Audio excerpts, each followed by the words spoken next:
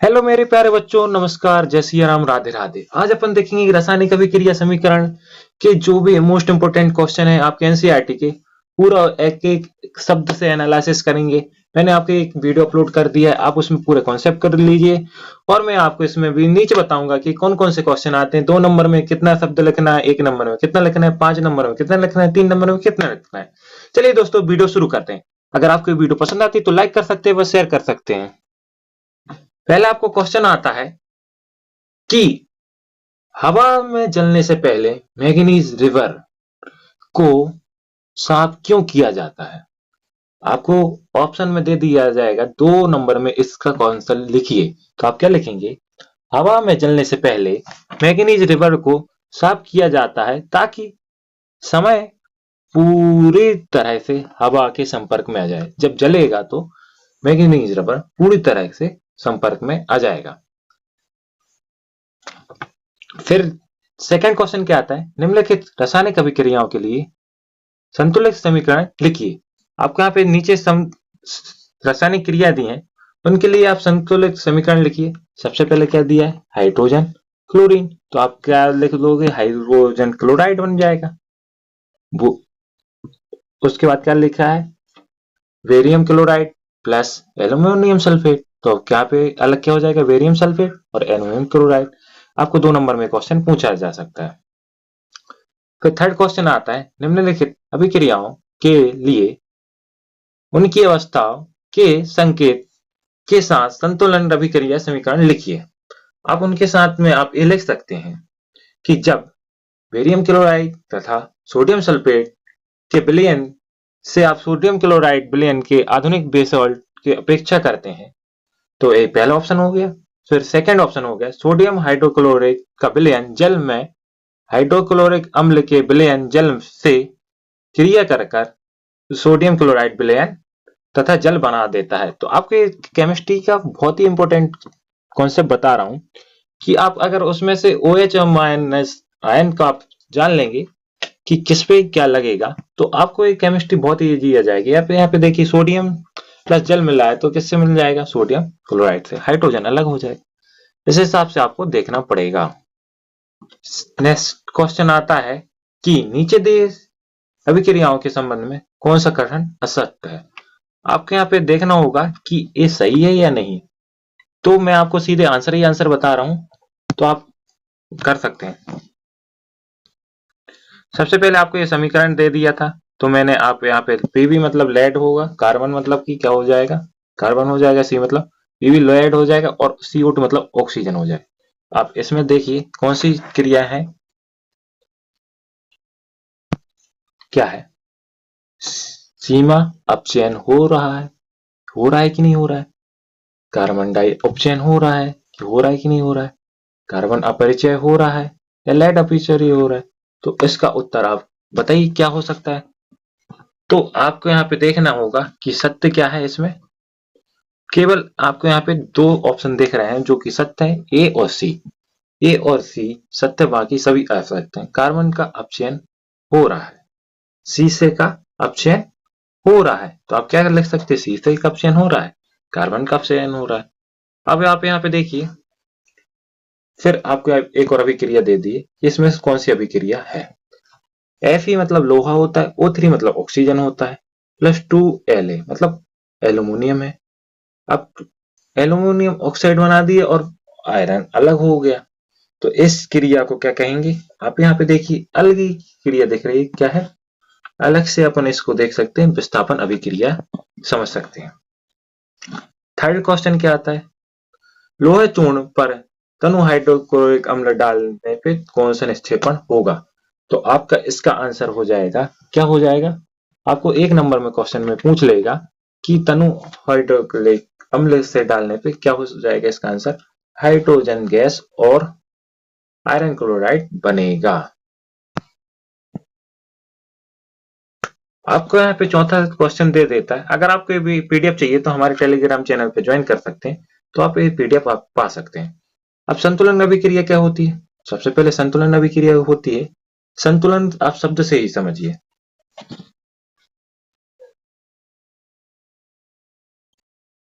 आप संतुलन से ही समझ सकते हैं कि संतुलन अभिक्रिया क्या होती है।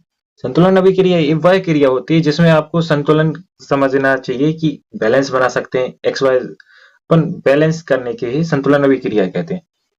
जब अभिक्रियाओं और उत्पादनों दोनों तरफ से प्रत्येक तत्व के परमाणुओं की संख्या समान हो तो ऐसे समीकरण को संतुलन समीकरण कहते हैं। जैसे कि संतुलन आपको a प्लस बी दिया है तो इसमें संतुलन क्या हो जाएगा, ए बी हो जाएगा। तो आप दोनों को मिक्स कर देंगे तो यहाँ पे संतुलन अभिक्रिया देखने को मिलेगी। द्रव्यमान संरक्षण का नियम से स्पष्ट होता है कि संतुलन क्रिया होती है। अब पांचवा क्वेश्चन क्या आ जाता है, निम्नलिखित में से रासायनिक समीकरण के लिए कौन सा संतुलन है। तो आप यहाँ पे देख लेंगे रासायनिक समीकरण के लिए आपको कौन सा संतुलन है। तो सबसे पहले आपको यहाँ पे 3 हाइड्रोजन लेना पड़ेगा, 2 नाइट्रोजन मिल लेंगे तो नाइट्रोजन ऑक्साइड बन जाएगा। आप यहाँ पे देखिए 2H2S प्लस 3O2 मतलब 3 ऑक्सीजन के अणु हैं, 2 हाइड्रोजन के, 2 सल्फर के हैं। तो इसको संतुलन बनाने के लिए अपन क्या करेंगे, 2 हाइड्रोजन और ऑक्सीजन के ले लेंगे और 2 BSA मतलब कि और S सल्फर के अणु 2 ले लेंगे। फिर उस हिसाब से आप यहाँ पे देखिए लास्ट वाला पोटेशियम वाला, एक पोटेशियम है, 2 हाइड्रोजन है, ऑक्सीजन है, तो इसको संतुलन अभिक्रिया कह सकते हैं। नीचे देखिए गए संतुलन अभिक्रिया क्या है, आप इनको देख सकते हैं। ये सभी आप याद कर लेंगे तो आपको 5 नंबर पक्के हो जाएंगे। केमिस्ट्री में फर्स्ट चैप्टर से 5 नंबर का आपको ऐसा क्वेश्चन आ सकता है कि निम्नलिखित में से 5 समीकरण लिखिए। आपको 1 नंबर के लिए 1 समीकरण, 2 नंबर के लिए 2, तो आप इससे लिख सकते हैं। संतुलन अभिक्रिया आप फिर से देखिए तो क्या क्या संतुलन अभिक्रिया होती है। संतुलन अभिक्रिया आप समीकरण जरूर से जरूर याद करके जाइए जिससे कि आपको बहुत ही ज्यादा बेनिफिट मिलेगा। अब जैसे कि आपको यहाँ पे मैं एक बता दे रहा हूँ, एल्यूमिनियम क्लोराइड व एल्यूमिनियम क्लोराइड अलग हो जाएगा, कॉपर अलग हो जाएगा। अगर आप ये पीडीएफ पढ़ के चले जाते हैं तो आपको बहुत ही ज्यादा बेनिफिट मिलेगा। फिर इसके बाद आ जाता है निम्नलिखित अभिक्रियाओं के लिए संतुलन समीकरण के लिए लेख एवं प्रत्येक अभिक्रिया के बारे में लिखिए। अब जैसे कि पहला लेख है, आपको 5 नंबर में क्वेश्चन दे दीजिए, potassium bromide, ब्रोमियम iodide, potassium iodide और बेरियम ब्रोमाइड। तो आपको इनके सबके सिंबल याद करना पड़ेगा। Zinc sulphate, zinc carbonate S, zinc oxide S और कार्बन डाइऑक्साइड C, हाइड्रोजन को G, क्लोरीन को G और हाइड्रोजन क्लोराइड को G। तो आप इनको सिंबल याद करेंगे तो आपको आराम से संतुलन देखने को मिलेगा। अब जैसे कि अपन हाइड्रोजन क्लोराइड वाला फॉर्मूला समझते हैं तो HCl बनेगा। हाइड्रोजन के लिए आप S से डिनोमिनेट करेंगे, HCl मतलब कि क्लोरीन से डिनोमिनेट करेंगे तो 2HCl आपको यहाँ पे ग्राम में कन्वर्ट हो जाएगा। अब एक क्वेश्चन आता है कि ऊष्मा सोपी अभिक्रिया और ऊष्मा शोषी अभिक्रिया क्या होती है। तो आपको ये 5 नंबर में क्वेश्चन देगा। आप सबसे पहले हेडिंग लिखेंगे कि ऊष्मा शोषी अभिक्रिया क्या होती है, ऊष्मा क्षेपी अभिक्रिया क्या होती है। तो सबसे पहले वे अभिक्रियाएं जिसमें उत्पादन के बनने से ऊष्मा मुक्त होती है ऊष्मा क्षेपी अभिक्रिया होती है। मतलब कि ऊष्मा निकल रही है तो ऊष्मा क्षेपी अभिक्रिया। जैसे कि CO2, कार्बन और ऑक्सीजन को मिलाएंगे तो CO2 बनेगी, ऊष्मा निकलेगी। और जैसे कि C6H12O6 ग्लूकोज का फॉर्मूला होता है, आप याद कर लीजिए। इससे अलग करेंगे तो आपको यहाँ पे देखने को मिलेगा कि इसमें से 6CO2 अलग हो गया प्लस 6H2O अलग हो गया। ये अभिक्रिया है जिनमें उत्पादन के लिए ऊष्मा शोषी अभिक्रिया ऊष्मा क्षेपी अभिक्रिया होती है। अब देखते हैं ऊष्मा शोषी अभिक्रिया, वे क्रिया जिनके उत्पादन से ऊष्मा शोषित होती है मतलब कम होती है, तो ऊष्मा शोषी अभिक्रिया हो गई। आयरन आपके यहाँ पे देखिए, आयरन सल्फाइड को आप इससे गर्म करेंगे तो सोडियम सल्फेट आपके यहाँ पे देखने को मिल जाएगा। अब ये आपको देखेंगे श्वसन को ऊष्मा शोषी अभिक्रिया क्यों कहते हैं। श्वसन को हम ऊष्मा शोषी अभिक्रिया इसलिए कहते हैं, पाचन क्रियाओं के भोजन हमारे शरीर के उपस्थित ऑक्सीजन के साथ मिलकर ऊर्जा मुक्त करती है, इसलिए हमारे शरीर की कोशिकाओं को ऊर्जा मिलती है।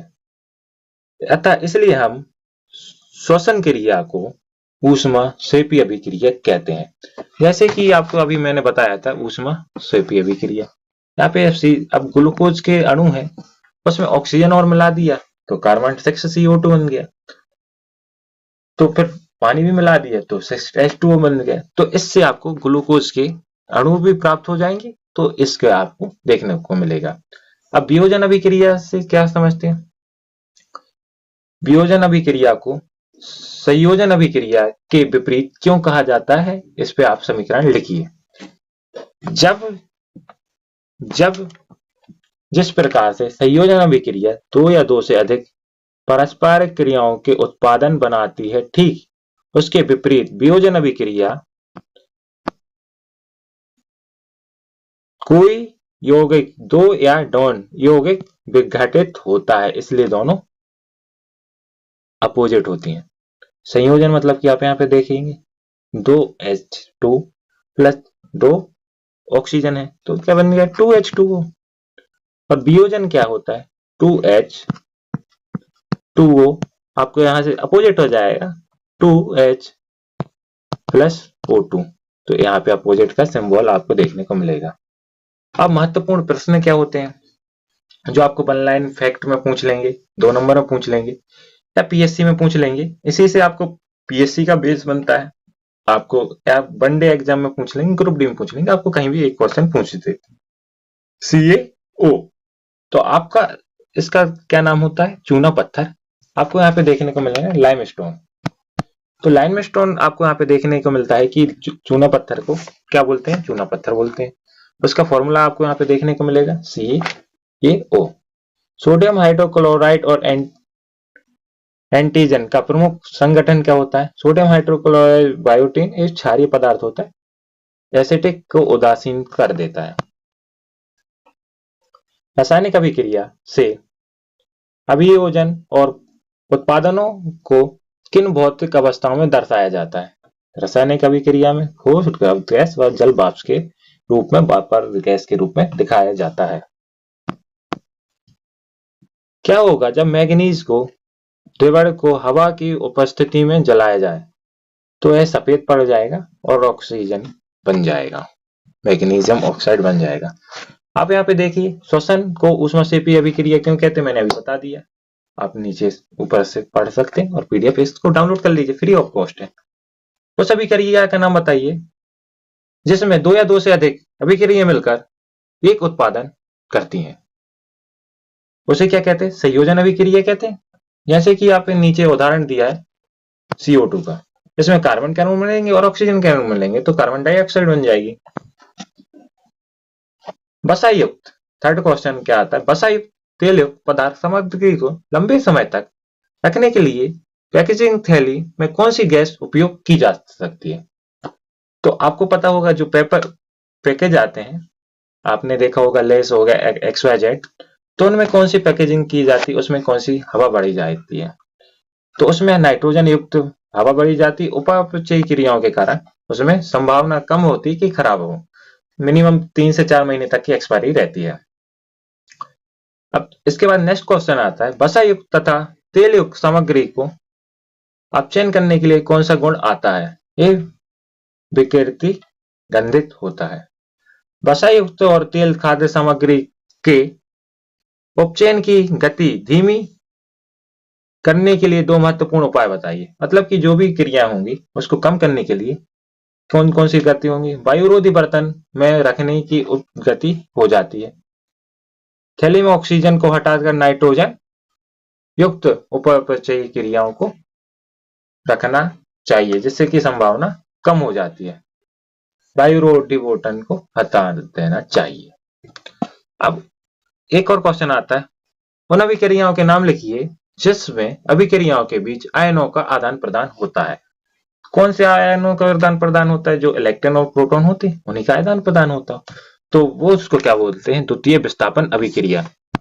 क्या बोलेंगे? द्वितीय विस्थापन अभिक्रिया। रासायनिक अभिक्रिया कैसे कहते हैं? 2 नंबर में आपको क्वेश्चन आएगा।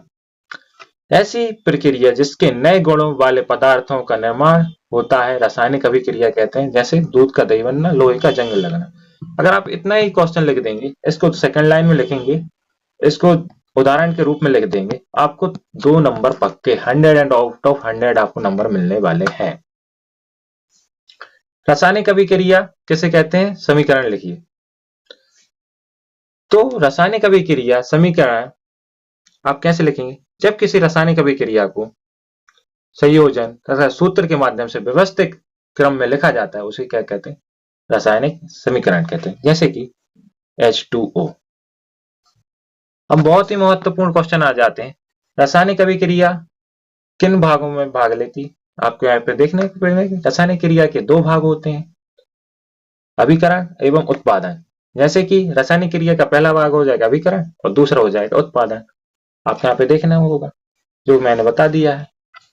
अगर आप ये पीडीएफ डाउनलोड करना चाहते हो, हमारे टेलीग्राम चैनल पे ज्वाइन हो जाइए और व्हाट्सएप ग्रुप के चैनल पे ज्वाइन हो जाइए, तो आपको ये पीडीएफ फ्री ऑफ कॉस्ट आपको मिल जाएगी। अब सेकंड क्वेश्चन आता है, असंतुलन समीकरण को समझाइए।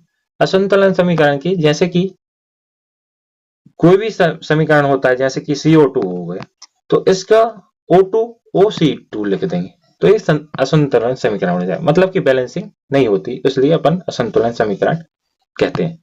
ऑक्सीजन के लिए आप यहाँ पे 2 मैंगनीज के अणु दिख रहे हैं, ऑक्सीजन के 2 मैंगनीज, लेकिन आप यहाँ MgO बस लिखा है, तो ये असंतुलन अभिक्रिया है। अब आप यहाँ पे देखना होगा यौगिक किसे कहते हैं? यौगिक, ये बहुत ही इंपॉर्टेंट क्वेश्चन है। जब 2 या 2 से अधिक परमाणुओं को मिलने वाले पदार्थ को हम यौगिक कहते हैं। निश्चित अनुपात में हमेशा क्या होता है? निश्चित अनुपात। अगर आप यहाँ निश्चित लिख देंगे, 2 या 2 से अधिक पदार्थ को निश्चित मात्रा में अपन मिलाते हैं तो उनको अनुपात कहते हैं। जैसे कि H2O, hydrogen sulphide, copper sulphide और एल्यूमिनियम ऑक्साइड। तो आपको यहाँ पे देखने को मिलेगा। ऊष्मा के आधार पर रासायनिक अभिक्रिया कितने प्रकार की होती हैं? ऊष्मा के आधार पर रासायनिक अभिक्रिया 2 प्रकार की होती है। ऊष्मा शोषी अभिक्रिया, ऊष्मा क्षेपी, जो ऊष्मा लेती है ऊष्मा देती है, दोनों। ऊष्मा शोषी अभिक्रिया को परिभाषित किए, जिस अभिक्रिया में ऊष्मा का शोषण हो उसे ऊष्मा शोषी अभिक्रिया, शोषी आप यहाँ पे देखने को मिलेगा। तो N2O। ऊष्मा क्षेपी अभिक्रिया ऊपर बता दिया है, आप यहाँ पे देखने को मिलेगा ऊष्मा क्षेपी अभिक्रिया। संयोजन आप क्या करते हैं? 2 या 2 से अधिक पदार्थ को मिलकर एक नया पदार्थ बनता है, उसे संयोजन कहते हैं। 2MgO। अपचयन और उपचयन में अंतर, तो उपचयन एवं अपचयन एक दूसरे के विपरीत है। इसमें ऑक्सीजन का पूर्ण ऑक्सीकरण होता है, उसमें नहीं होता, सिंपल। संचरण क्या होता है? किसी भी धातु या वस्तु को आपको यहाँ पे संचरण, आपको मोस्ट इंपोर्टेंट क्वेश्चन 5 नंबर में देखने को मिलेगा। संचरण क्या होता है? जैसे कोई भी पदार्थ होता है, वस्तु होती है, तो उसको आपको बचाने के लिए क्या क्या उपाय करते हैं, उसको संचरण कहते हैं। जैसे कि अपन जस्तीकरण कर देंगे, पेंट कर देंगे, तेल लगा देंगे। रासायनिक अभिसमीकरण, पदार्थ संरक्षण के नियम को स्पष्ट करने के लिए अपन रासायनिक समीकरण का उपयोग करते हैं, उसको रासायनिक समीकरण कहते हैं। रासायनिक समीकरण को संतुलन क्यों किया जाता है? रासायनिक समीकरण को द्रव्यमान संरक्षण के नियम को संतुलित किया जाता है, जिससे रासायनिक समीकरण होता है। रासायनिक समीकरण मैंने आपको बता दिया था, CO2 हो गया, X2 हो गया, इनके द्रव्यमान के द्वारा संतुलन किया जाता है। अब नेक्स्ट क्वेश्चन आता है, वायु में जलने में मैग्नीशियम राख को साफ क्यों करना चाहिए? ये ऊपर ही बता दिया, क्योंकि उसका वायु का आदान प्रदान हो, अच्छे से जल जाए, पूर्णतः चल जाए। उस अभिक्रिया के नाम बताइए जिसमें पदार्थ को ऑक्सीकरण निक्षेपण होता है, तो उसे क्या कहते हैं? अवकरण अभिक्रिया। तापीय योजन क्या होता है? उदाहरण समझ, ऐसी अभिक्रिया जिससे गर्म करने पर कोई पदार्थ या 2 से 2 अधिक पदार्थ विघटित होते हैं, उसे तापीय योजन क्रिया कहते हैं। जैसे कि कैल्शियम कार्बोनेट को गर्म करने पे कैल्शियम ऑक्साइड तथा कार्बन डाइऑक्साइड विघटित हो जाती है। तो गाइस, ये थे अपने मोस्ट इंपोर्टेंट क्वेश्चन आंसर, जो कि आपको 10th क्लास के NCERT व CBSE बोर्ड में मोस्ट इंपोर्टेंट आने वाले हैं। आप अगर ये PDF खाली पढ़ लेंगे, आपके 5 नंबर पक्के हो जाएंगे। इस वीडियो का टारगेट है मात्र 1000 लाइक। अगर आपको वीडियो पसंद आती तो लाइक कर सकते हैं, व शेयर कर सकते हैं। हमारे चैनल को ज्वाइन करिए। Thanks for watching. जय हिंद, जय भारत, वंदे मातरम।